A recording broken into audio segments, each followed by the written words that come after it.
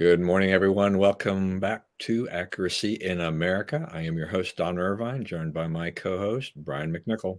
Hello, deplorables, dregs, despicables, chumps, Neanderthals, semi-fascists, and of course those dog-faced phony soldiers. That's right. That's right. Little weather in here. So it was a little chilly this morning. So we Down still in the got this 30s. little, April is not quite fully giving us, nice, really spring weather every day, but it's going to be pretty nice. Yeah, I can get out there. I always kind of want.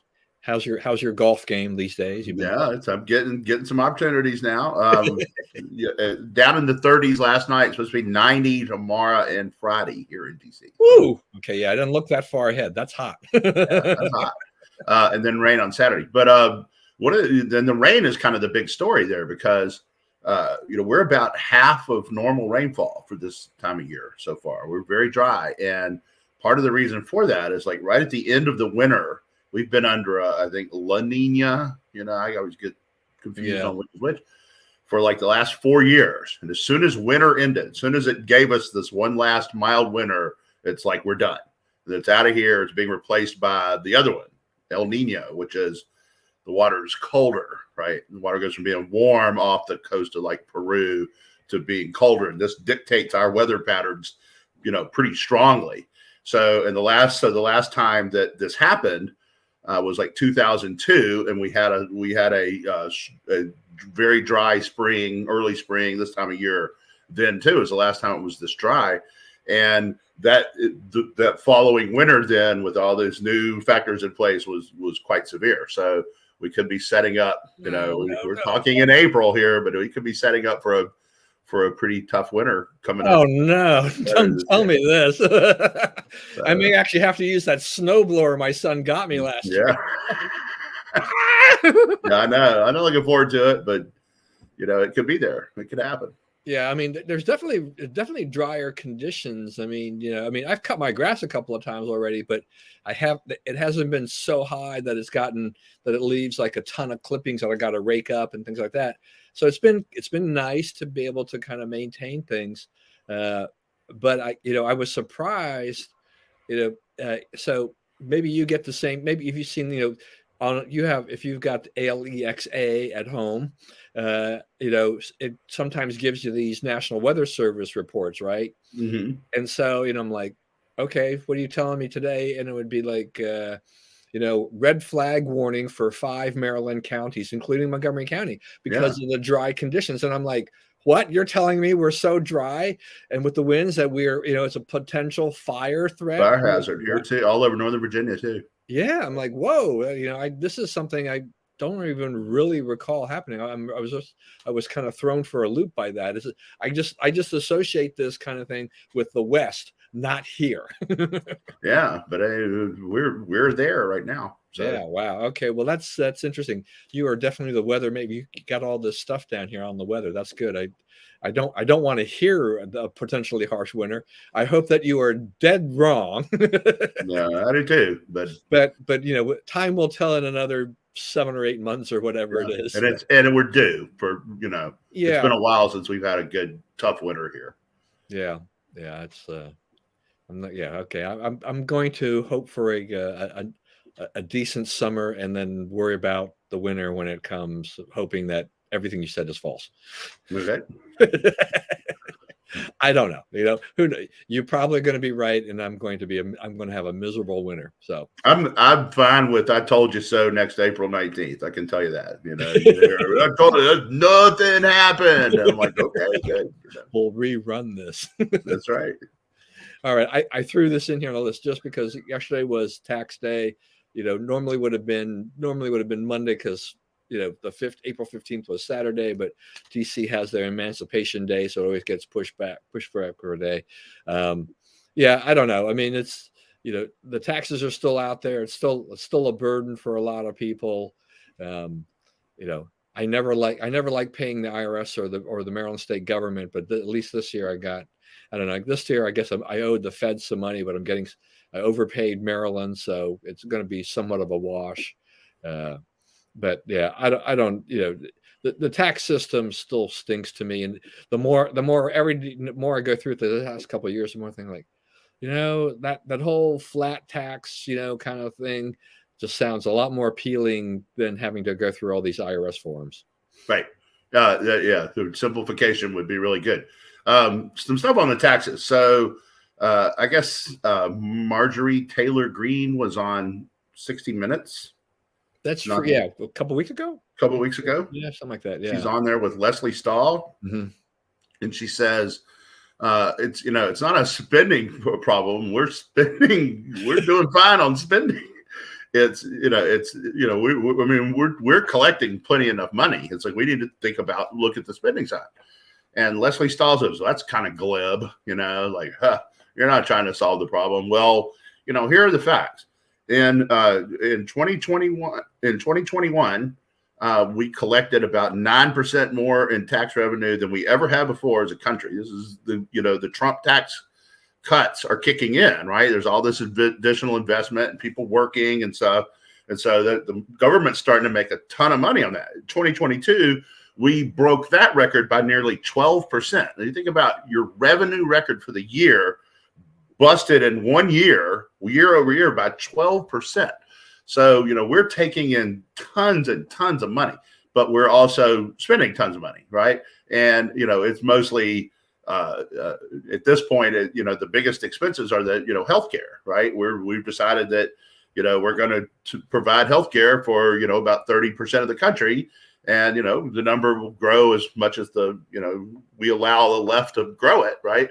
But that's the expense, healthcare and pensions, right? And you're not spending a lot on pensions, so it's mostly healthcare. So, that's about $850 million a year. It's about $100 million or more than that, more than we spend on defense, which, now looks like that may not be enough. So, the thing is to get a hold of spending. And, part of it is, the Department of Defense can't pass an audit, right? The Pentagon can't, they've tried it. It's terrible. So, the Pentagon they've fought, for each service, right, has fought its own budget battles and so forth, and you're fighting against the other services for defense dollars. And so, at some point, that needs to be dealt with, because that has led us down a path to where, it's a contest to who gets the most money, and the money is not necessarily accountable or well spent. So, we need to look at where we're spending our money and do a better job of it. I think all governments are in that position from time to time. But we're to a point where it's, there's some big ramifications if we don't start taking it seriously. Yeah, no, I definitely know when the Trump tax cuts, came in there, because for me and my, my less than middle class income, I actually got caught in the salt trap because of the property taxes. Right. So I lost deductions. I think for 2023, I'm actually, because everything is dropping so much for me, that I'm actually going to benefit by those for the first time in years. But all those kinds of things, I lost out. I've been giving the government more money the last few years than I would have had to do in the past. And that's just the way it works out. But you're right. What I had down here is was reported the other day that, through the end of March, the government has a $1.1 trillion deficit. Right. The fiscal year doesn't end until September 30th. Yeah. So that's every 3 months you're going another trillion into debt. Yeah. So where's what's missing from this too is you remember how Joe Biden used to talk about bringing down the deficit and all this stuff. We had all that COVID spending and all that stuff like this, and all this. The administration goes, definitely silent, when it comes to gas prices and the deficit, when things turn the other way. Both things are not going their way. Right. Inflation is not really going their way either. And so they're pretty silent about these kind of economic, successes that they had before, because, we're heading to a massive, deficit by the end of September. And the administration is just going to kick that away. They don't want to address that at all, but they're spending a ton of money. You mentioned healthcare. As a result of, my flip side on income and stuff like that, I'm now in the Obamacare Maryland exchange. I benefit that. I'm still a taxpayer, but I'm in essence subsidizing my own health care, and everything. But we had turned over our, given our health broker, insurance broker's name to a friend of ours who, divorced mom, woman there. She moved to Delaware this past year, and she has very little income. She had a settlement with her husband and whatever, her ex, but herself, she has to live off of that settlement, that those investments, and she takes, she has maybe a little job here, a little job, there, but makes very little money. She had told my wife that as a result, her health care, through the exchange is like $50 a month. Wow. And she was paying before she went into that. I think she was paying well over 700. So she's benefiting. I mean, in a way, she's paying for it because every taxpayer is subsidizing everybody on an exchange, because you're basically buying down all of that insurance. The insurance company's not charging less. No. It's like anytime you want to go up on the fees and all that stuff, you want corporate taxes, right? That's stick it to those corporations, make them pay their fair share. What will the corporation do to raise that money? Right? There's a 100% chance that it will go up on the prices, right? They're not just going to say, oh, we'll take, you go up on our taxes 7%. We'll just be 7% less profitable this year. Who cares? That's not the way it ever works. So, every time they talk about sticking it to corporations, they're sticking it to you. Yeah. Right? You pay all the taxes, all of it. Yeah. I mean, there was a thread on our next door here this past week. Somebody had complained about, the tip, what they call the tipping culture, kind of gotten out of hand, where everywhere you go, there's a tip jar. Yeah. Even if they're not serving you at a table, even if it's food that you ordered, online and and stuff like that, there's always there's a tip jar, or if you're paying using a device that's through Square or Clover, whatever those, they try to say, here's your amount, and then do you want to leave a tip? You can go 0 and then sign off on that and just settle your bill, but there's this kind of inherent little pressure. And people going back and forth, and there's there's a few people out there. It's like, well, if you pay people a living wage, you wouldn't have to worry about this. It's like, what's happened since the pandemic? Fast food workers are getting well north of $15 an hour now, right? A lot of times, $18, $20 an hour. There's so much of this upward pressure on spiraling wages. The Walmarts, the Costco's, all paying a lot more money. But they're not just absorbing that out of the goodness of their hearts. You and I and everybody who walks through those doors is paying for it. That's right. Everything is increased. So, I mean, we go to we use Cafe Rio, food is pretty decent, but the way they run their rewards programs and stuff like that, it kind of encourages you to repeat visits and all kinds of stuff. And I was just looking at my receipts from a few months ago. I'm like, okay, pre-pandemic, they used to do a taco, what they call Tasty Tuesday, and they used to sell burritos for $5.99. That's when burritos were going for like $8.50 maybe, or something like that. Then they bumped them to a $6.99, then $7.99, and then they eliminated the special on that and went to Taco Tuesday, half price tacos, and just let the price of the burritos. But ingredient cost of everything that goes in the burrito was going up. The labor costs were going up, so the burritos are now $12.39. But in the last 8 months, the price of the burrito has gone up about a little over 5%, which is a little over 7% annualized. These costs are real. I mean, we were used to 2% inflation or thereabouts. We're still, this food inflation is still there. It's just not going away on us, right? And so as a result, you've gone a little dark. Yeah. There we go. So, it's out there, and the administration does not know what to do about this. Right. But that comes up with a lot with these guys. It's like that, that Chinese balloon, right, flew over the country for like a week, and they never did anything. They're like, oh, we're just going to wait till it gets off the coast, and then It's because you didn't, for 3 days, you didn't have a clue what to do, right? When they arrested Trump, right? The administration, they got all these, the media's like, oh, they're being smart, being high-minded, not commenting on this. They hadn't thought of what to say, right? They had plenty of comments once they sat down and thought about it a while, but they're not ready for anything. And they get caught a lot, just things take them completely by surprise. Like the other one that's coming up pretty soon is, I guess May 11th, all the border restrictions come off. You don't have to have a COVID jab to get back in the United States anymore. It's going to be, they're talking about, tens of thousands of people are waiting on May 11th to cross the southern border. There's no plan for that. There's no what are we going to do about that? Where will we put these people? Will we process them? Will we let them in? Is there any effort to stop them? None of that. Just it's creeping toward. They're just like, what do we do? Right. So I'm hoping when we get whoever ends up running against Biden, right? Assuming it will be Biden, assuming he makes it that far. Just say competence all the time. Look at all the things they screwed up and had no idea what to do about. Because to me, that's a winning point, right? They can't squirm out of that. There's so many things they can't answer for. Yeah.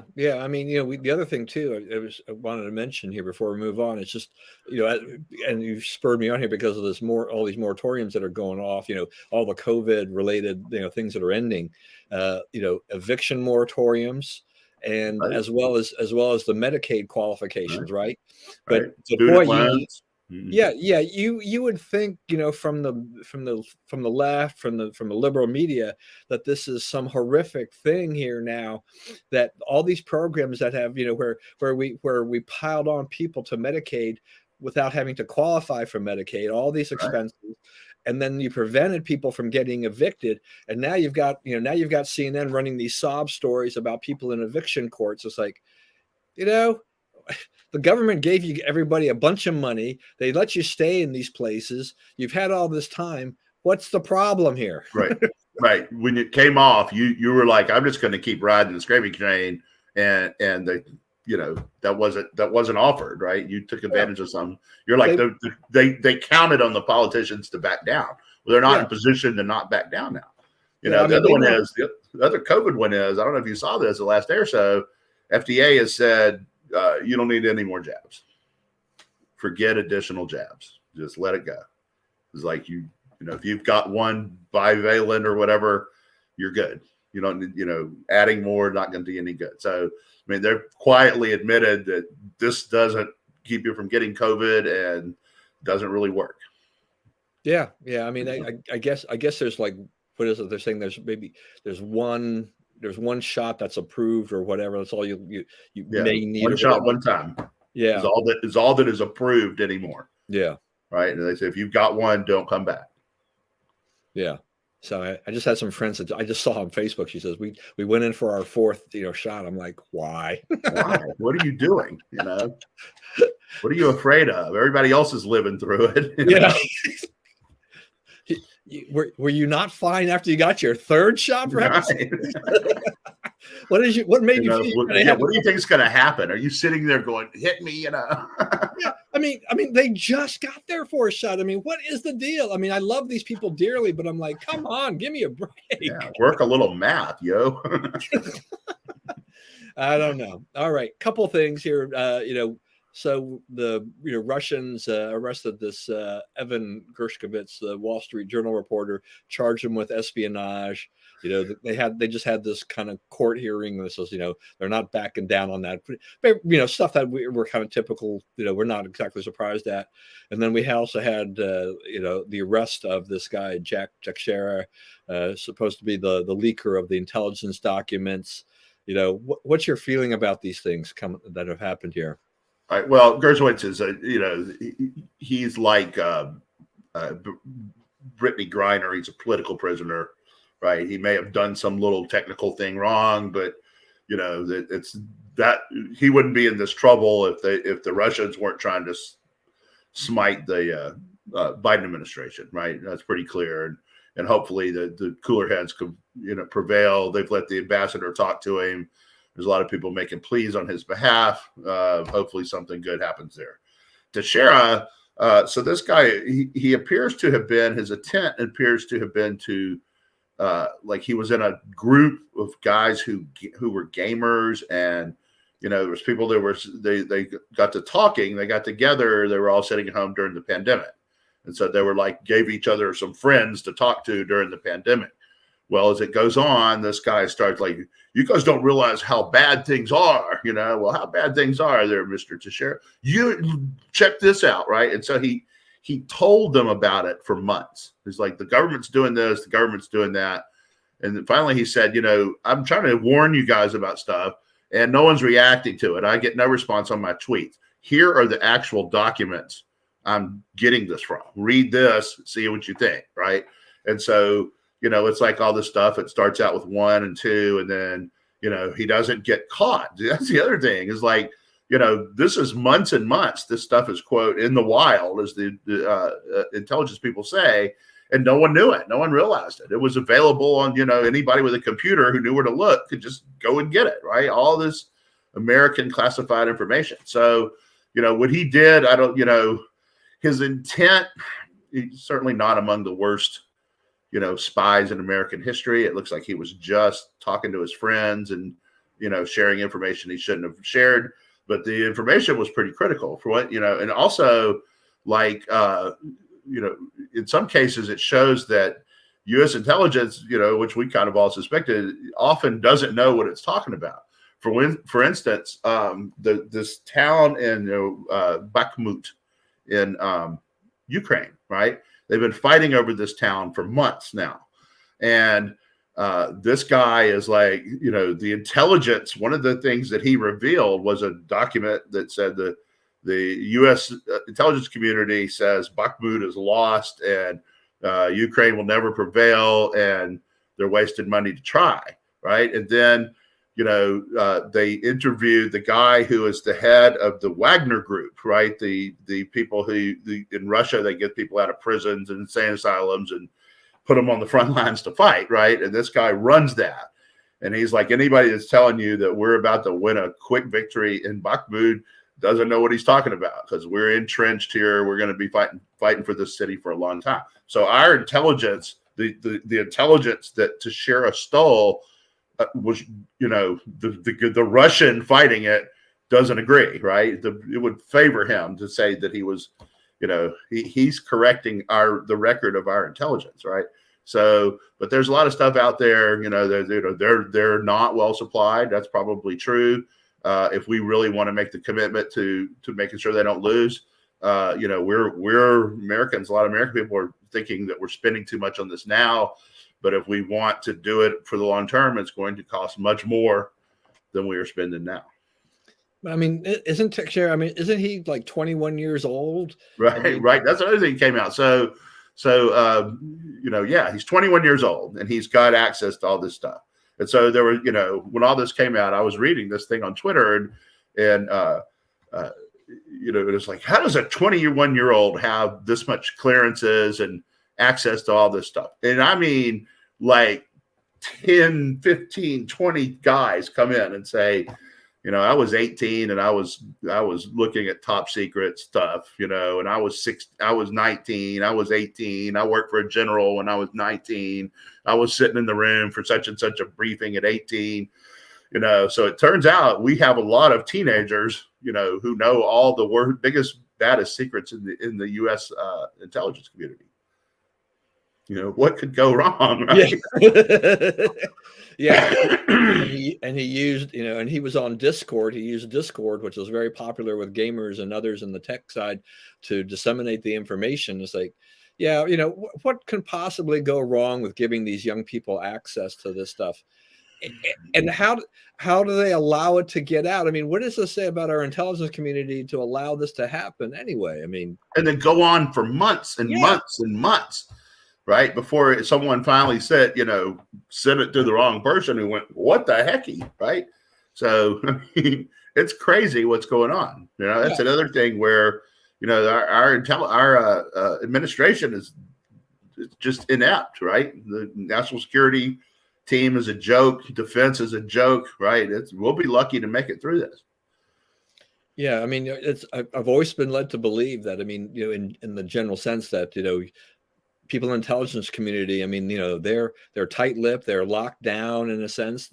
Nothing ever can really get out, unless there's something really nefarious purpose, and they find the hole to get it out of there, and you have to make a concerted effort to do so, and everything like this, and then you find out that it's not necessarily the case. I mean, we've got issues with our intelligence community about how this material is handled and how it's locked down and kept out of the hands of people, so people can't do the stuff this guy does. This is Right. shocking. Yeah, it's unbelievable. Like what he got away with, and and there's probably more out there like him. Yeah. All right, I'm going to shift to Ron DeSantis and Donald Trump and Disney in Florida and stuff like that. So, Okay. you know, Ron DeSantis has been kind of he's been the champion there to take on Disney and get back against the kind of the woke politics and stuff like that with Disney. Their previous chairman who took over for the retired chairman, he got into some hot water, about the mislabeled "Don't Say Gay" bill and stuff like that, and then wound up losing his job. The former chairman came back and has been battling with Bob Iger's been battling with Ron DeSantis ever since. And there was a big fight over the Reedy district, improvement district. The group of people who basically were appointed and controlled by Disney to basically say, okay, you want to expand your air rights in your land and expand Disney, in Florida and things like that, go ahead. They took care of the taxes, supposedly, et cetera, et cetera. DeSantis managed through the legislature, they dismantled that and started to create their own board that would try to hold Disney more accountable. But Disney kind of did a little bit of an end run there, so to the point where DeSantis is going to fight them about some of the things that they did, and kind of even threatened to maybe maybe I'll build a prison nearby, which was pretty funny. But then you got Trump coming out there, and he's basically come out on Disney's side, which seems to be really for Trump, just because Ron DeSantis is fighting Disney, I'm going to support Disney. Well, so a few things there. So, yeah, so DeSantis went after them after they opposed the "Don't Say Gay" bill, right? And he was they have this Reedy Creek Improvement District where they basically managed their property, sort of. It's like as its own county, so to speak, right? They have their own roads budget and infrastructure processes and so forth, and there's a lot of people who live there, right, on Disney and on the campus and so forth, and so they manage all that. So DeSantis was going to take that away and have it managed by those counties. People in those counties, that's like Osceola County, right there on the side of Orlando. They were like, well, that's a lot of stuff we suddenly have to do that we're not experts at. So there was some back and forth on that. Then Trump has gotten involved. Trump has said, you're messing with a lot of certainty over something. Who cares what they say about the "Don't Say Gay" bill? You have a super majority in the legislature. Why are you fighting them over this, right? And so now they're in a situation where DeSantis, as you said, he appointed another board, right?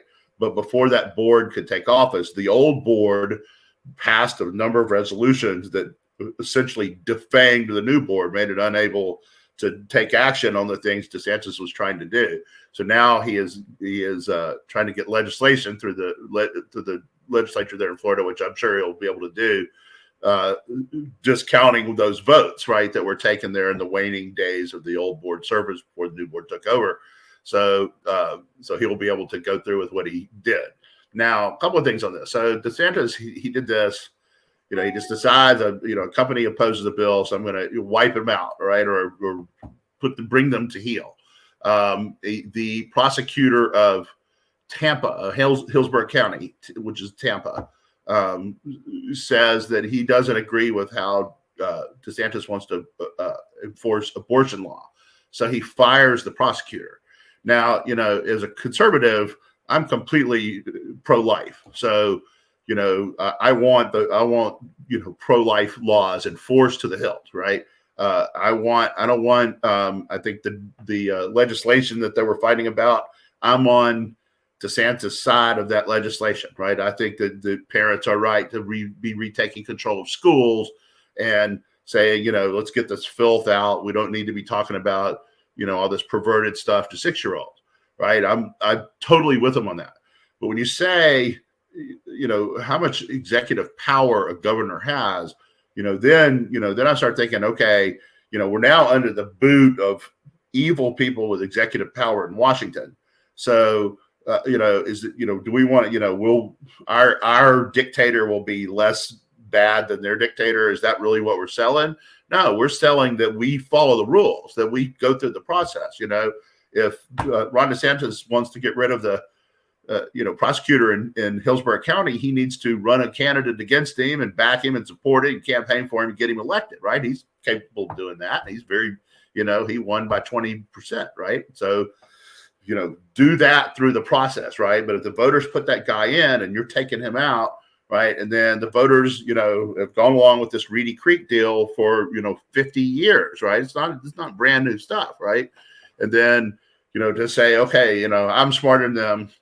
Yeah, that's right. There's some balance, right? It is required, right? So we're now doing things as bad as them to get back at them for the bad stuff they're doing. So, to me, it's a little like he has some stuff to learn about process, and it would be scary to see that guy president, right? Because he has a penchant. He's demonstrated a penchant for executive uses of executive power that a lot of us, including me as a conservative, would find questionable. Yeah, I mean, I won't say that I agree with everything that DeSantis has done or the way that he's done it. I mean, just because you don't agree with this guy, you can't just fire him. I mean, I think he was duly elected. You can run somebody against him and do this because, as you say, as a conservative, I mean, we're always, complaining about the liberals when they do stuff like this. And we have talked, I think, numerous times on this show that we don't agree that our side should copy their side, the other side, and do the same thing. That's not who we are. That's not our principle. We're supposed to be better, right? Yeah, we're supposed to be better. We're here for. Yeah, we're supposed to be better. And that goes for everybody. I mean, so I don't like when that happens. I mean, that's why I kind of struggled, with the whole thing that happened in Tennessee, is that, okay, those guys, were jerks, joining the gun, all that stuff. And they did disrupt, they were the decorum of the house there in Tennessee and whatnot. But, it was to me, it was kind of goofy in a way, because so you expel them, you create this whole big, scenario for that. But they get reappointed. I mean, that was a fait accompli. So right. I was like, what were you accomplishing there? I couldn't quite, it's like, right. You didn't make them heroes. You overpunished them, right? I mean, that I understand you punishing them. I could see sanctions. I could see, in the House they have something called take down your words, where they strike whatever you said offensive from the record, and you can't speak for a day. You could have done something. You can't speak for. You can't speak for the rest of the session. You can't be recognized. You can't be on your committees, right? They're still in the House. Their voters are still represented. They still cast votes on the floor, right? So, I mean, there was a lot of layers of things they could have done short of expelling them for what turned out to be, 3 days or whatever. You essentially made heroes of them. It's handled terribly, from a political standpoint. And and again, I don't agree with them or what they did at all, right? And I know that there's, conservatives are out there saying, y'all mistreat us, therefore, you got it coming. And it's like, the idea is to get past tit for tat and to get past, using government power in thuggish ways, right? That's what we are against. And that is what's happening. Yeah, I mean, they became known as the Tennessee Three, and they're kind of like, oh, please give me a break. Nobody knew who these people were for the most part outside of Tennessee until they did this. That's right. It's like, thank you for botching that whole thing up and showing that you are no better than the other side in the way they treat us. This is just the wrong thing. I don't know what it's going to take for people on our side to kind of learn that. It's just that, I don't want to say necessarily that it's absolute power corrupts absolutely, but they're moving in that direction. They think that they've got all this power and they can just go ahead and do this, and it's stupid. It is Right. absolutely stupid to Right. do this. And they would win a lot more support, if they follow rules. I mean, go ahead. Yeah, if they have those rules like you were just mentioning, go ahead, and put those rules there and say, well, you can't speak for a day, you can't do this. But that whole expelling process did absolutely nothing. It elevated them. It made them kind of martyrs and national heroes to the left, and that's not, that totally, blew the whole thing of what they were trying to do. And that was their first and only choice. Yeah. Right. No one ever thought about, let's suspend them for a week, or let's kick them off their committees, or let's defang them without kicking them out. They're still here. You're still in the legislature, but you're punished an appropriate amount for an act that was, inappropriate. Right. You got fair punishment for what you did. Yeah, right? I like what you just said too about the removing, because we've seen removing committee assignments, right? Yeah. I'm okay with that. I mean, yeah. If your behavior constitutes something that's you're still a member of the House or the body. You just don't have that assignment because of your behavior or whatever you did that violated. And you're less effective, and I'm fine with that, because like your opponent, in your next election should be able to go and say, hey, this guy puts on crazy shows in the Capitol and gets himself kicked out of positions where he could be helping our district. Right? I'll go there and conduct myself properly and not get kicked off my committees. And that could be a good one. Yeah, that's right. Because what happens is the precedents get established. Like, look at Jerry. Yeah, that's true. That's right. I know this has bothered Spencer a lot. Yeah. But you look at how this is handled in the past, right? And there's next to no precedent on this, right? They had kicked people out of the legislature, but it was for criminal conduct, like adjudicated in the courts, established by others, criminal conduct, right? It was, there's never been a, you argued too hard for your side expulsion, right? I mean, there should be sanctions for it. They did argue too hard for their side, but and also you give you keep the gun grabbers alive, right? You give them a stake. It looks like what they're asking for is legitimate, which it is not, and we should never give any signal that it is. Yeah, absolutely.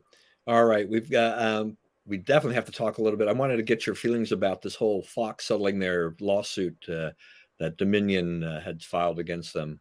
$787.5 million. Is that right? It was about half of what was there. About half, but I think they sued for what, 1.6 billion. Yeah. Yeah. So the cost of litigation, that's the cost of litigation. They decided, don't pay any more. They're not admitting any wrongdoing, right? As I understand it. Well, I mean, I think they did admit. I think they did in one of the depositions. I mean, they did admit there were some inaccuracies or something or other. I mean, in their official statement, but that's about all. They gave them a little bit, but they didn't give them much. Right. So they just got off the field. From I kind of stay out of that aspect of this, right? Because I don't really care what they got in trouble. So the backstory of this is, after the election, there was a lot of viable material to claim that there was fraud in that election. There were, in Pennsylvania, they had, mail-in ballots, more came back than were mailed in. That still hasn't been explained to my satisfaction. Michigan, you had, Virginia, we had 100,000 votes assigned to Biden that were for Trump. You had to take them away from Biden and give them to Trump, and Biden still won. Michigan, you had, 3 counties have said that, we essentially don't know what we did because of so much fraud in the election. There was stuff out there, right? There was enough out there. And, and to me, it's like they taped the windows, right? They taped the windows in Philly. They taped the windows in Detroit. They taped the windows in Milwaukee. They taped the windows in Atlanta. No one tapes the windows to hide a fair and straight election. 0 people in the history of elections have taped the windows for that reason. So, there's a lot to be suspicious about. There's a lot to make a case about. But who emerged as the case makers in the days following the election were, sadly cranks, right? Sidney Powell, Lynn Wood, all these characters, never heard from before, never heard from since, came along with fantastic claims of things that they, we're hearing it was in Italy and China and people were listening in, and, a bunch of stuff that was wild and crazy and couldn't be proven. And I said at the time, like, it's good, there's a good case here that's never going to get made because it's getting drowned out by these nutbags. And that ended up being what happened.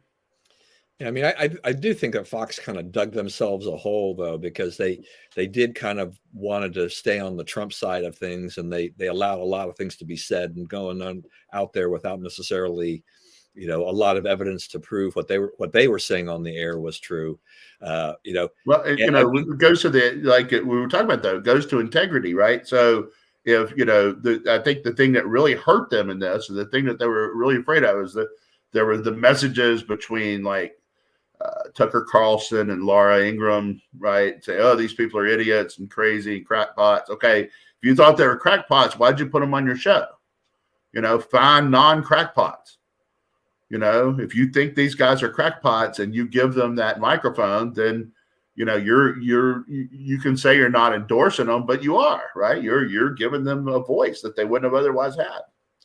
And this the thing about news shows, because we know this, I know this from my time at AIM, is just that to get on these shows requires you to be vetted by somebody. They don't just see a story and just try to slap you on there. They ask you a bunch of questions. They kind of screen you to make sure that to do things and to let a lot of these people on the air. Yeah, all the stuff that Dominion found during the discovery process, all these things I think it just showed that, there were some holes there at Fox, and the media, what I find amusing in the end, though, was how the media has been salivating out all of this. They couldn't wait. They couldn't wait to see Tucker, Laura Ingraham, Sean Hannity, all these people. They're waiting for them to get into the courtroom and to be grilled. And none of this is going to happen now because of this settlement. And Fox didn't want to put their stars up there either. And so the media is like, not only are they talking about this massive settlement and kind of, throwing all these brickbats at Fox, but they're now mad that they didn't get to see these people on the stand. They're furious. Right.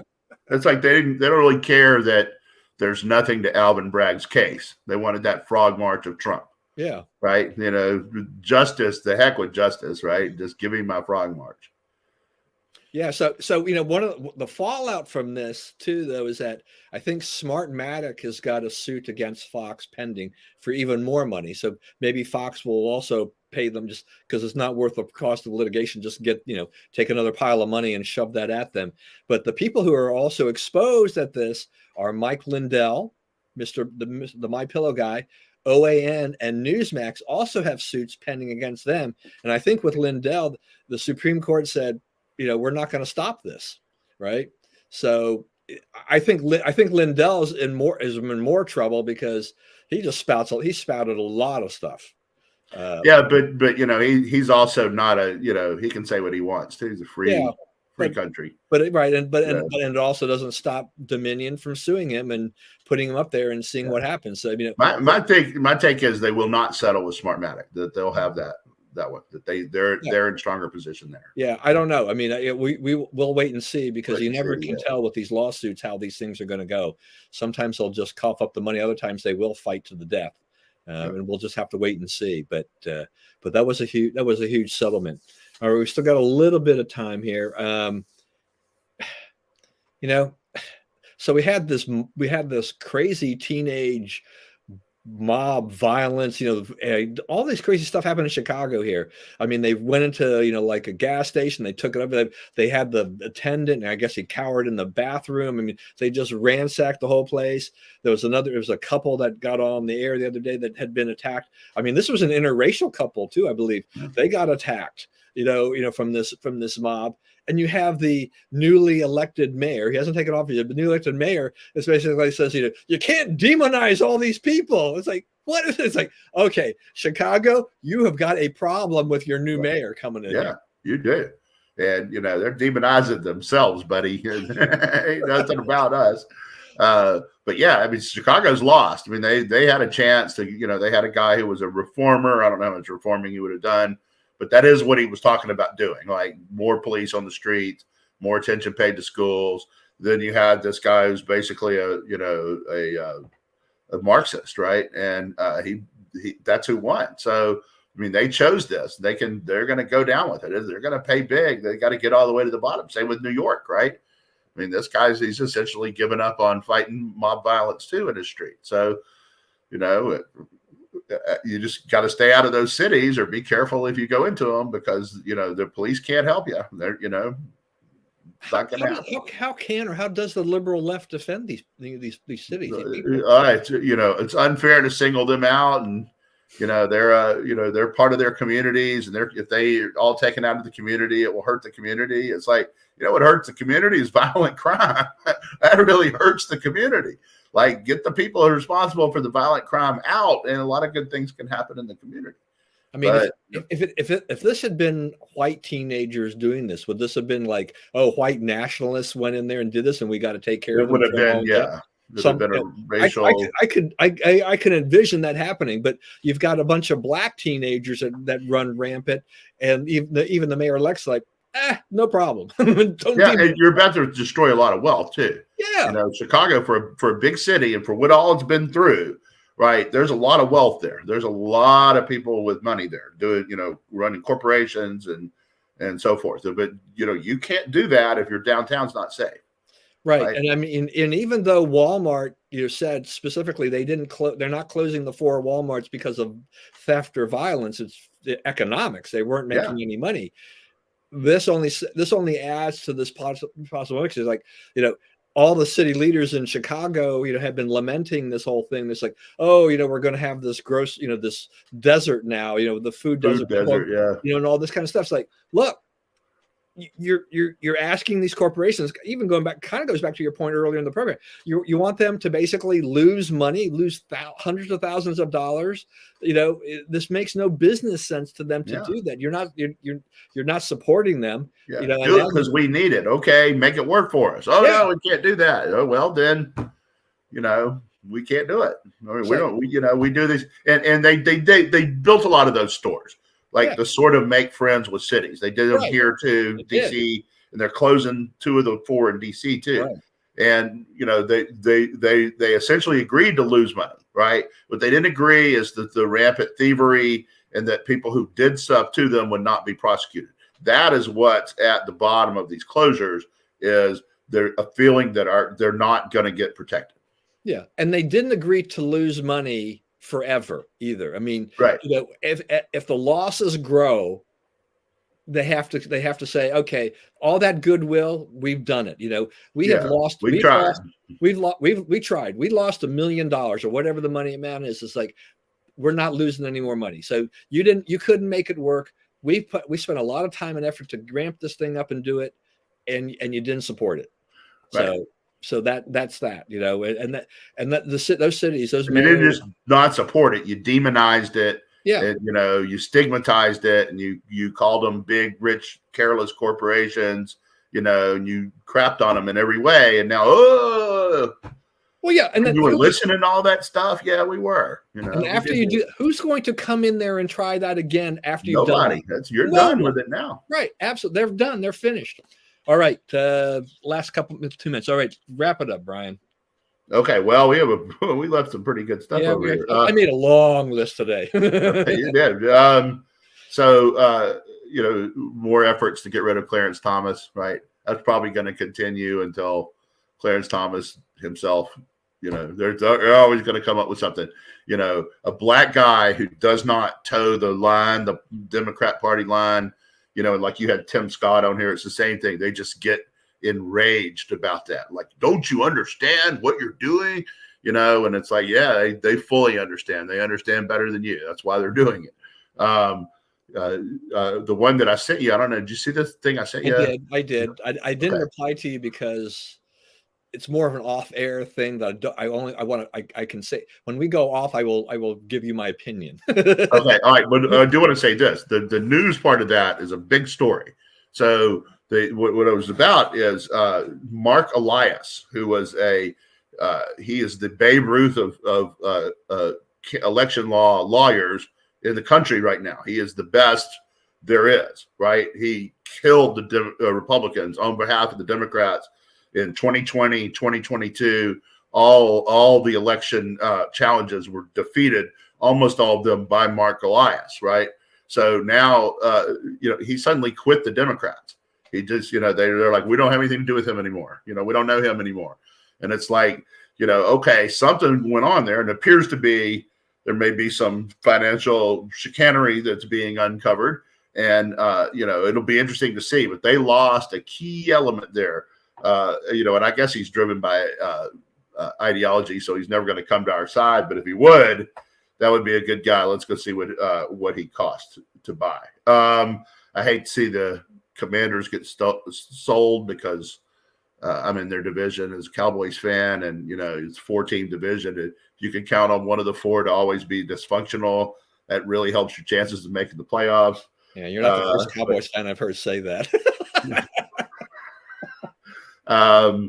Let's see, what do we have? I guess the home runs due to climate change.